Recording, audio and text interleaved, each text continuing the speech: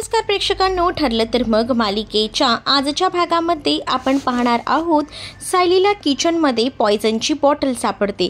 त्यामुळे आता सायली लगेचच पळत जाते, कारण सायलीला माहिती असतं आता सगळ्यांनीच ते मसाला दूध घेतलेलं आहे आणि मग सगळीच जण ते मसाला दूध पिणार। म्हणूनच आता तिकडे मात्र सगळीच जण असताना सायली पटकन पूर्णाजीकडे धावत जाते आणि पूर्णाजी तोंडाला ग्लास लावणार तितक्यातच आता ते ग्लास फेकून द्यायचं काम सायली करते। पण त्यामधलं दूध जे आहे ते सगळं काही नैना आणि त्याचसोबत तिथे असणाऱ्या त्या रोहिणीच्या अंगावर पडतं। त्या दोघीही जणी भडकतात, तर सगळी जण आता पाहत असतात। सगळ्यांनाच खूप जास्त राग येत असतो, खरं तर तो म्हणजे सायलीचा, कारण सायलीने अचानकपणे येऊन हे सगळं काय केलं हाच प्रश्न आता सगळ्यांनाच पडलेला असतो। सायलीने जे काही केलेलं असतं ते खूप जास्त भयानक असं असतं आणि त्यामुळेच आता हे सगळं का केले, कामुळे केले हे सगळं सुद्धा कळणं गरजेचं आहे।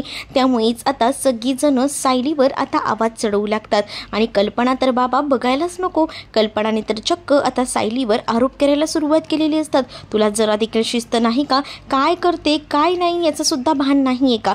तेवढ्यातच तिथे आता अर्जुन आलेला असतो आणि अर्जुन आता येऊन तिथे म्हणू लागतो की सायलीने जे काही केले ते सगळ्यांच्या चांगल्यासाठी केले, म्हणजेच सायलीमुळेच आज सगळ्यांचा जीव वाचलेला आहे। कारण त्या दुधामध्ये विष होतं आणि ते विष जर पूर्णाजीने खाल्लं असतं तर आज पूर्णाजींच्या बाबतीत काहीतरी वेगळंच घडलं असतं। तर इकडे मात्र आता सगळ्यांनाच हे ऐकून खूप मोठा धक्का बसतो आणि कळतच नसतं सगळ्यांना की हे नेमकं चाललंय तरी काय। त्याच वेळेला मात्र आता अर्जुन सगळ्यांना घडलेली पूर्ण हकीकत समजावून सांगतो आणि त्याच वेळेला तो आता सगळ्यांना सांगत असतो, खरं तर आपल्याकडे जो काही प्रोग्राम झाला, आपल्याकडे डान्स होते, त्यानंतर मी आणि सायली जेव्हा रूममध्ये गेलो तेव्हा आता आम्हाला एक हत्ती सापडला आणि तो सुद्धा चावी देणारा बावला होता आणि आम्ही त्याच्याकडे बघितलं तर तिथे आम्हाला एक चिठ्ठी सापडली आणि त्या चिठ्ठीमध्ये लिहिलेलं होतं की तुमच्या जीवाला धोका आहे आणि ती चिठ्ठी वाचून आम्हाला असं वाटलं की या घरात बॉम्ब आहे आणि म्हणूनच आम्ही बॉम्बची सुद्धा शोधाशोध करायला सुरुवात केली होती। हे सुद्धा आता अर्जुन सगळं काही सांगू लागतो आणि हे सगळं ऐकूनच आता घरात इतरांना सगळ्यांनाच धक्का बसतो, कारण हे सगळं काही एकदमच भयंकर होतं, जसं एकदम मूवीमध्ये वगैरे घडतं तसा सगळा प्रकार इथे घडत होता आणि त्यामुळेच आता सगळीच जण चक्रावून जातात की हे नेमकं काय आहे। तर पूर्णाजींना तर खूप मोठा धक्काच बसलेला असतो।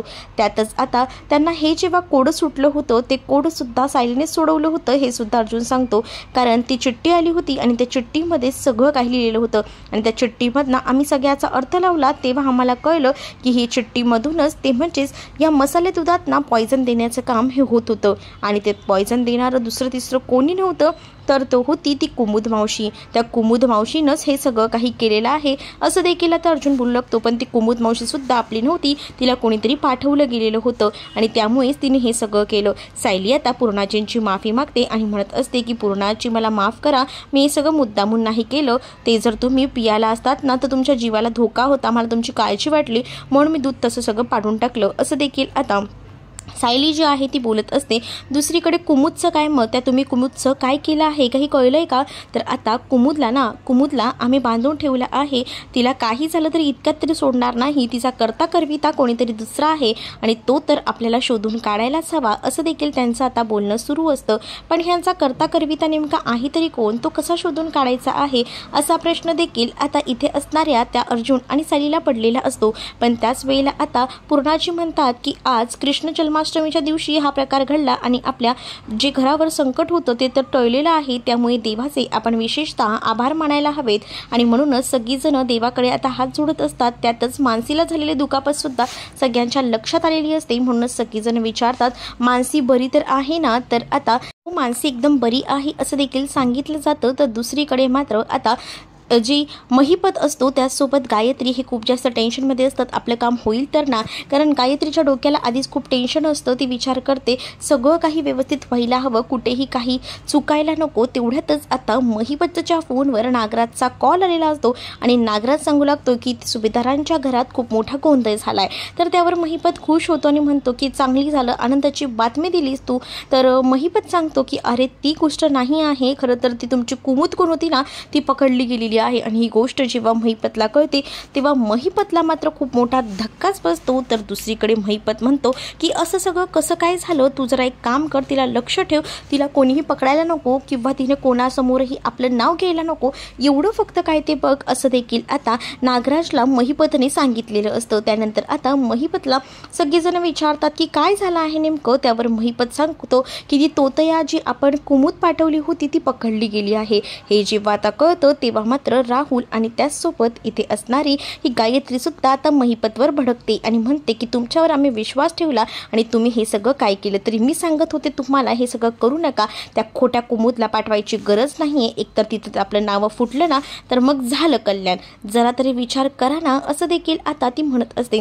जेव्हा आता हे सगळं काही ती म्हणते ना, महिपत शांत करायचा तिला प्रयत्न करत असतो। तो म्हणत असतो की ती कुमूद जी आहे ती बाई मी पाठवली, ती काही तोंड उघडणार नाही, ती आपलं नाव घेणार नाही। तरी सुद्धा राहुलला आणि त्याचसोबत गायत्रीला खूप जास्त भीती वाटत असते आणि ती म्हणत असते की का म्हणून तुमच्यासोबत मी काम करायला आले मलाच कळत नाही। दुसरीकडे तेजसने खऱ्या कुमूद मावशीला आता सुभेदारांच्या घरी आणलेलं असतं। खरं तर तिला सुद्धा काहीच आठवत नसतं, तरी सुद्धा कसं तरी तेजसने त्याला मिळवलेलं असतं आणि तिला घेऊन आलेला असतो। घरी आल्यानंतर सगळेजण तिच्याकडे पाहतात तर तेजसला विचारतात की ह्या कोण आहेत। त्यावर आता तेजस सांगतो की ह्या खऱ्या कुमूद मावशी आहेत आणि त्या कुमूद मावशी नव्हत्या, पण आपल्याला या कुमूद मावशींना व्यवस्थित सांभाळून ठेवायला हवं, त्याचबरोबर मला भूक लागली आहे असं देखील तिने सांगितलेलं असतं। तर त्याच वेळेला आता तिला भूक लागलेली असते, म्हणूनच आता जो अर्जुन असतो तो म्हणत असतो की एक काम करा, ह्यांना काहीतरी खायला वगैरे द्या आणि ह्यांची राहायची सुद्धा सोय करा। मानसी म्हणत असते की मी यांना रूममध्ये घेऊन जाते, तर दुसरीकडे आता सायली म्हणत असते की त्यांना रूममध्ये घेऊन जा, तोपर्यंत ह्यांना मी काहीतरी खायला घेऊन येते।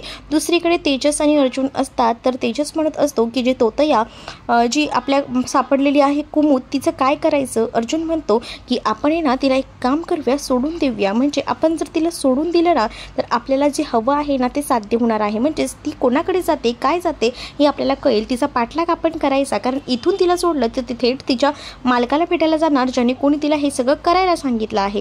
त्यामुळे आपण तिला सोडूया आणि तिचा पाठलाग करूया। खरं तर तिला चांगली जन्माची अद्दल घडवायची आहे, पण आपण आता काहीच करू शकत नाही, ती सुद्धा कोणाच्या तरी सांगण्यावर नाही काम करते, त्यामुळे ती जर पकडली गेली ना तर आपलं सगळंच काम होईल, असं देखील आता अर्जुन जो आहे तो खरं तर सांगू लागतो त्या तेजसला। तेजसला सुद्धा ही आयडिया पटते। तेजस म्हणतो की खरंच भारी आयडिया आहे, आपण असंच काहीसं करूया आणि त्यांचं सगळं काही प्लॅनिंग ठरतं। तर आता अर्जुन आणि सायली हे दोघंही जण रूममध्ये जाऊन मुद्दामूनच आता रोमॅन्स करायचं ठरवतात, कारण आहे ना त्यांना ना त्या कुमूदला तिकडनं हाकलवून द्यायचं असतं। कुमूद स्वतःहून पळून गेली की तिच्या मागे जायचं आणि तिचा पाठलाग करायचा आणि तिला कोणी करायला हे सगळं सांगितलंय ते कळेल, म्हणूनच त्यांनी हे सगळं करायचं ठरवलेलं असतं।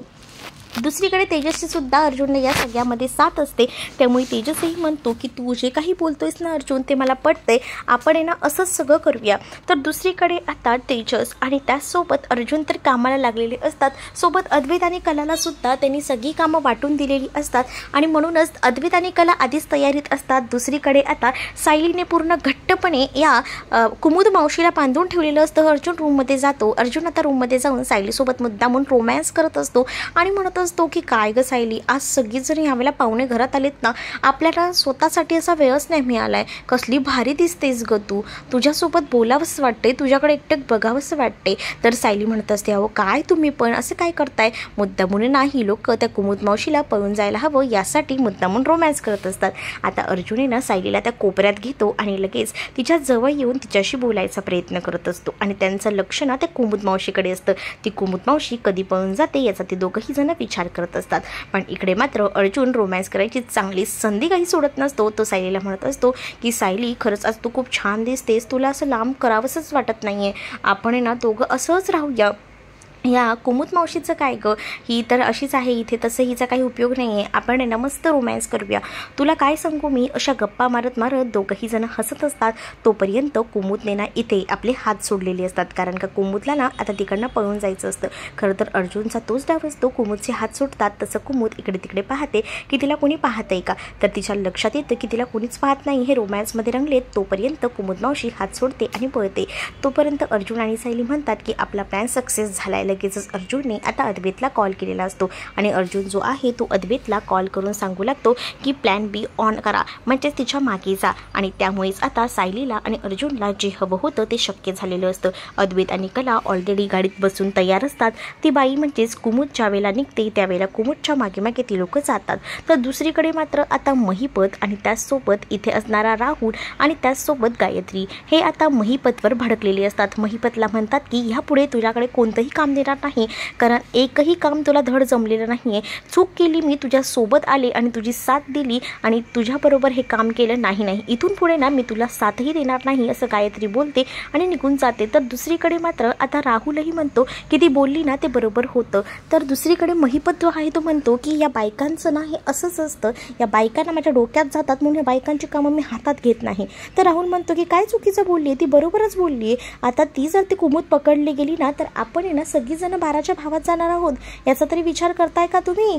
तर त्यावर आता राहुलला तो म्हणतो की ठीक आहे, मग आता आपण पळूया, मी मागच्या दाराने जातो, तू पुढच्या दाराने जा, म्हणजे कोणी आपल्यापर्यंत पोहोचणार नाही. तेवढ्यातच कुमुद तिथे आलेली असते आणि कुमुद तिथे येऊन पळत म्हणते की अहो ऐका ना, मला पकडलं होतं पण मी तिकडनं ना सगळ्यांच्याच नजर चुरवून पळाली आहे, असं देखील ती सांगू लागते. आणि त्यावेळेला आता महिपत म्हणतो की ठीक आहेस, तू आलीस पण कोणाला काही शंका नाही आली ना. तर ती कुमुद मावशी म्हणते की नाही, कोणाला शंका नाही आली, मी लगेच पळ काढलाय तिकडनं, त्या लोकांना माहितीसुद्धा नाही आहे मी इथपर्यंत आहे ती. तर दुसरीकडे मात्र राहुल म्हणतो की बघितलं ना काय झालं, सगळे प्लॅन होते ते सगळे प्लॅन फेल झालेत फक्त आणि फक्त तुमच्यामुळे, असं बोलून राहुल जो आहे तो खरं तर आता खूप जास्त आवाज चढवू लागतो. तर दुसरीकडे मात्र आता महिपत जो असतो तो म्हणत असतो की मागच्या दाराने जातो, तू पुढच्या दाराने जा. इथे मात्र त्या कुमुद मावशीला एकटीला सोडलेलं असतं. तिकडनं पळ काढायचा प्रयत्न करतो पण अद्वैत आणि कला तिथे येतात. तर अद्वैतने आता राहुलला पकडलेलं असतं. तर कलाने त्या कुमुद मावशीला म्हणते की आता कुठे जाणार आहात पळून, आता तुम्हाला कोणीही इथून सोडवणार नाही, आता तुम्ही चांगले संकटात सापडले आहात, आता बघूया काय होतंय आणि काय नाही ते बघा, आता तुमची कशी वाट लावते ते, असं देखील आता कला जी आहे ती म्हणत असते. तर तिकडे मात्र आता राहुल जो आहे तो म्हणत असतो की ए कला, तू माझं ना काहीच वाकडं करू शकत नाही, कारण आहे ना मी सगळी सोय केलेली आहे आणि माझी खरं तर या सगळ्यात चूक नाही आहे, उगाच मला या सगळ्यामध्ये अडकवलं जातंय, पण मी या सगळ्यामध्ये अडकणार नाही आहे, असं देखील तो म्हणतो. आणि त्यानंतर तो तिकडनं पळायचा प्रयत्न करत असतो पण तिथे आधीच पोलीससुद्धा आलेली असतात आणि त्या पोलिसांनी आता चांगलंच पकडलेलं असतं. आणि जेव्हा पोलीस जे आहेत ते मात्र आता पकडतात ना, तेव्हा मात्र आता अद्वैतला हसू येतं, कारण अद्वैत विचार करत होता की राहुलला असं वाटत होतं की आपण पळून जाणार, पण आता पोलिसांनी सुद्धा राहुलला पकडलेलं असतं आणि पोलीस जे आहेत ते राहुलला म्हणत असतात की आता कुठे पळ काढणार आहे, आता तुला कुठूनही सुटका नाही, तुला आता इथेच थांबावं लागणार आहे, असं देखील आता पोलिसांनी सांगितलेलं असतं. त्यामुळे आता पूर्णतः राहुलची वाट लागलेली असते. कलाही म्हणत असते की तुझी आता सुटका नाही, तुला आता बांधून ठेवलंय, याचा अर्थ तुला आता इथेच चढावं लागणार आहे, असं देखील सांगितलं जातं. तर दुसरीकडे मात्र आता पाहायला मिळतं की इथची कुमुद असते ती मात्र आता पोलिसांसमोर हात जोडत असते आणि ती पोलिसांना रिक्वेस्ट करत असते, ती पोलिसांना म्हणत असते की प्लीज मी हे सगळं काही पैशांसाठी केलं, प्लीज मला पकडू नका, मला सोडा, असं देखील तिनं म्हटलेलं असतं. पण पोलीस कुठे ऐकतायत, पोलिसांनी तर आता राहुलला चांगलंच पकडून नेलेलं असतं. कला आणि अद्वैतसुद्धा या सगळ्यामध्ये त्याची साथ देत असतात आणि त्यामुळे आता पोलिसांनी पकडून नेल्यामुळे राहुल जो आहे तो पुरता अडकलेला असतो. दुसरीकडे पाहायला मिळतं की प्रताप आणि कल्पना बोलत बसलेले असतात आणि त्याच वेळेला आता प्रताप जे आहेत ते कल्पनाला म्हणत असतात की घरात आज किती आनंदाचं वातावरण आहे ना, म्हणजे सगळीजण एकत्र आलेत तर खूप चांगलं वाटतंय.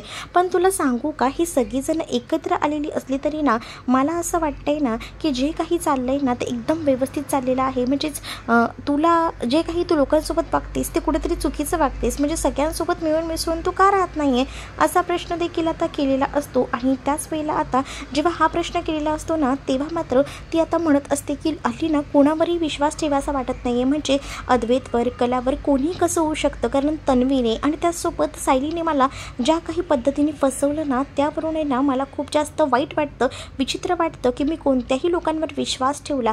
तर दुसरीकडे मात्र आता पाहायला मिळतं मधुभाऊ जे असतात ते म्हणत असतात की काही झालं तरी मला आता ते गाठोडं शोधायला हवं, ते गाठोडं कुठे आहे काय आहे या सगळ्याचा शोध मला घ्यायला हवा, असं देखील आता ते म्हणत असतात आणि इकडे तिकडे ते गाठोडं शोधत असतात। त्याच वेळेला आता ते म्हणतात की नाही मला साऊकडे जावं लागेल। तर कुसुम त्यांना म्हणत असते की कुठे चालला आहात? तर कुसुमला ते म्हणतात की अन्नपूर्णा ट्रस्टचं आज 50वे सेलिब्रेशन आहे ना, त्यासाठी मी तिथे चाललोय। तर कुसुम म्हणते की हो जा, तसंही साऊला आवडेल तुम्ही तिथे गेलेलं, आणि तसंही तुम्हाला तर चांगलंच माहिती आहे की आज साऊमध्येच तुम्ही इथे आहात, मग साऊच्या प्रत्येक सुखदुःखात तुम्हाला जायलाच हवं। तर आता मधुभाऊ म्हणतात की हो मी चाललो आहे। मधुभाऊनी जाताना काही पैसे दिलेले असतात आणि ते सांगतात की रेश्माला सुद्धा कपडे आणायचे आहेत, आणि सुद्धा एका मुलाचं सुद्धा नाव घेतात आणि ते म्हणतात की त्याला खाऊसाठी पैसे हवे होते, पण मी सकाळी काही देऊ शकलो नाही काही गडबडीत, पण तो आला की त्याला दे, असं देखील आता मधुभाऊ जे आहेत ते आता सांगू लागतात। मधुभाऊ जाताना आता सांगतात की चल मी जातो। त्यावर कुसुम म्हणते की मधुभाऊ असं काय म्हणताय, येतो म्हणावं, जातो कधीही म्हणू नये, तुम्हीच आम्हाला शिकवताना आणि आज तुम्हीच असं सगळं काही म्हणताय, असं देखील आता जी कुसुम आहे ती मधुभाऊंना बोलत असते। तर मधुभाऊ म्हणतात की हां सॉरी माझं चुकलंच खरं तर, आणि त्यानंतर मात्र कुसुम मधुभाऊंना म्हणते की जा सायलीला भेटून या, तसंही सायलीसुद्धा तुमची वाट बघत असेल, तिलासुद्धा कसं तरी वाईट वाटत असेल, तुम्ही तिथे गेलात तर तिलाही भरून येईल, तिलाही बरं वाटेल, असं देखील आता कुसुम जी आहे ती सांगू लागते। आणि जेव्हा कुसुम हे सगळं काही बोलते तेव्हा लगेचच आता मधुभाऊ जे आहेत ते जायला निघतात। खरं तर मधुभाऊंना आज काही झालं तरी सुद्धा सायली हीच तन्वी आहे या सगळ्याचा शोध घ्यायचा असतो। दुसरीकडे प्रताप जे असतात ते मात्र कल्पनाला समजावत असतात आणि कल्पनाला म्हणत असतात की कल्पना खरं तर तन्वीवर तुझं प्रेम आहे, पण तन्वी खोटं बोलली आहे, तन्वीने फसवले म्हणून तुला राग आहे, त्याचसोबत सायलीवर तू प्रेम करतेस, सायली ही तुझ्याशी खोटं बोलली याचा तुला राग आहे, पण ज्या काही मागच्या गोष्टी आहेत त्या सगळ्या काही आम्ही विसरून गेलेलो आहोत आणि आम्ही सायलीला स्वीकारले, मग तू अजूनही या सगळ्याला का वेळ लावतेस, तू ही स्वीकार ना मनापासून। आणि मी तर म्हणतो आज चांगला मुहूर्त आहे आणि तसंही आज गोकुळाष्टमी आहे, आम्ही सगळ्यांनी जसा सायलीचा स्वीकार केला तसं तू सुद्धा सायलीला स्वीकार कर, सायलीकडनं ज्या काही चुका झाल्यात त्या सायलीला माफ कर, असं देखील आता तिला सांगण्यात येतं। पण इथे मात्र कल्पना म्हणत असते अच्छा तुमचं असं म्हणणं आहे का, मग मला तर रूममध्येच बसावं लागेल, कारण मला तिच्याशी बोलायचं नाही आहे, तिची माफी मागायची नाही आहे, त्यामुळे मी काही खाली येणार नाही, तुम्हाला काही करायचं आहे ते करा, असं देखील कल्पना आता प्रताप यांना म्हणत असते। प्रताप यांनी इतकं समजावून सुद्धा कल्पनाला काहीच समजत नसतं, इतकं सगळं बोलूनही तिला काहीच कळत नसल्याने आता शेवटी प्रताप म्हणतात की बघ मी तुला समजवायचं काम केलं, पण तुला सायलीचा अजूनही चांगलपणा समजतच नाहीये, तर मीही यात काहीच करू शकत नाही, असं देखील ते म्हणत असतात। पण त्यांना सायलीबद्दल खूप असं जास्त वाईट वाटत असतं की कल्पनाच्या समोर तिने इतकं सगळं कल्पनाचं मन जिंकून सुद्धा कल्पनाला अजूनही कोणतीच गोष्ट कळत नसते, कारण कल्पनाने ठरवलेच असतं की सायली एकदा चुकीची आहे तर ती चुकीचीच आहे। तर दुसरीकडे मात्र प्रताप यांनी समजवायचा प्रयत्न करून देखील कल्पना समजत नसते, म्हणून शेवटी प्रताप निघून जातात। तर इकडे आता नागराज जो आहे तो महिपतला भेटायला आलेला असतो आणि नागराज महिपतला भेटायला येऊन सांगू लागतो की तुला काय सांगू, या प्रतिमाची आता पुन्हा मेमरी यायला लागली, म्हणजे तिच्या गोळ्यांमध्ये बरेच बदल झालेले आहेत, त्यामुळे आता तिला आठवायला लागले। तर दुसरीकडे मात्र आता नागराज म्हणतो अरे काय आठवायला लागले ते तरी सांग। तर नागराजला महिपत सांगू लागतो की अरे काल ना ते लोक आश्रमात गेले होते आणि तिथे कसलं तरी ते चित्र पाहिलं, ते लहानपणी तन्वीने काढलं होतं आणि ते चित्र तिनं ओळखलं, मग अजून काय काय आठवतंय का तिला? तर नागराज म्हणतो की नाही इतकंच आठवतंय, पण हळूहळू मला असं वाटतंय की सगळ्या गोष्टी आठवायला लागल्या ना तर मुश्किल होऊन जाईल। तर महिपत म्हणतो की ज्या दिवशी तिनं सगळं म्हटलं ना की मला सगळं आठवतंय त्याच दिवशी जागेवर तिला ठोकून टाकायचं बघ, असं देखील महिपत नागराजला म्हणू लागतो। त्यावर नागराज म्हणतो काय तुम्ही आता ठोकायचं म्हणताय, आणि जेव्हा तिने सगळं ओळखायला लागले आणि सगळं सांगून बसले मग तेव्हा काय? मला तर भीती वाटते तुमच्यापेक्षा माझी की मला सुद्धा तिनं बघितलं असेल तर इथे महिपत म्हणतो की नाही काही झालं ना तरी तिनं काही बोलायला नको, कारण तिचं मी तोंड झालं होतं आणि त्याचसोबत बरीच काही ना काही कारणामे मी तिच्या समोर केलेले आहेत, त्यामुळे जर ती काही बोलून गेली ना तर माझी वाट लागेल, त्यामुळे ना तिला गेम जो आहे ना तिचा लवकरात लवकर काय तो करायला हवा, असं देखील महिपत आता नागराजला बोलत असतो। नागराज म्हणतो की मला सुद्धा त्याचीच तर काळजी आहे, माझा सुद्धा तिने बघितलं असेल ना, मी सुद्धा तिच्याबरोबर बरीच काही कारनामे केलेले आहेत, मग तिने मलाही ओळखलं ना तर प्रॉब्लेम होऊ शकतो, असं देखील नागराज जो आहे तो बोलत असतो। मग महिपत म्हणतो की इथे कशाला बसलायस, जा त्या सुभेदारांच्या घरात, सुभेदारांच्या घरात आता मला माहिती पुरवणारा तू एकमेव आहे, त्या सुभेदारांना आधी संपवायचंय, मग त्या प्रतिमाकडे वळूया, पण आधी सुभेदारांना मला पूर्णपणे संपवून टाकायचं आणि त्यासाठी तू मला मदत करणार आहेस, तिथे जे जे काही होतंय ना त्याबद्दल मला पूर्ण अपडेट द्यायचे, असं देखील आता महिपतने नागराजला सांगितलेलं असतं। आणि त्यामुळेच आता नागराज जो आहे तो पूर्णपणे कामाला लागलेला असतो। नागराज जो आहे तो लगेच महिपताचा निरोप घेऊन आता तो जायला निघतो। मला भाग कसा वाटला हे कमेंटमध्ये मला नक्कीच सांगा। त्याचसोबत तुम्ही आपल्या चॅनलवर नवीन असाल तर चॅनलला सबस्क्राईब करा। मालिकेचा भाग 2 लवकरच आपल्या चॅनलवर अपलोड होणार आहे। चॅनलवर नवीन असाल तर चॅनलला सबस्क्राईब करायला विसरू नका। चला तर मग भेटूया पुढच्या भागात। तोपर्यंत टाटा बाय बाय।